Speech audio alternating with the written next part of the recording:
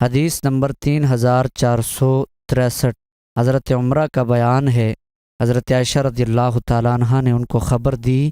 رسول اکرم صلی اللہ علیہ وسلم ان کے ہاں تھے اور انہوں نے ایک شخص کی آواز سنی جو حضرت حفصہ رضی اللہ تعالیٰ عنہ کے حجرہ مبارکہ میں آنا چاہتا تھا۔ حضرت عائشہ رضی اللہ تعالیٰ عنہ فرماتی ہیں، میں نے عرض کیا،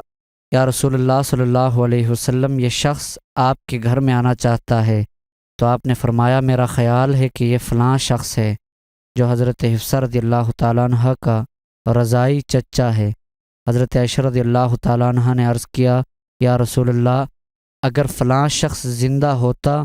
تو میرا رضائی چچا تھا، تو کیا وہ بھی میرے پاس آ سکتا ہے؟ آپ نے فرمایا، ہاں، بے شک رضاعت دودھ پلانے سے وہ تمام رشتے حرام ہو جاتے ہیں جو نسب سے حرام ہوتے ہیں۔ حدیث نمبر 3464، حضرت عائشہ رضی اللہ تعالیٰ عنہ فرماتی ہیں، رسول اکرم صلی اللہ علیہ وسلم نے فرمایا، رضاعت سے وہ تمام رشتے حرام ہو جاتے ہیں جو نسب سے حرام ہوتے ہیں۔ حدیث نمبر 3465، ایک اور سند سے بھی اس کی مثل مروی ہے۔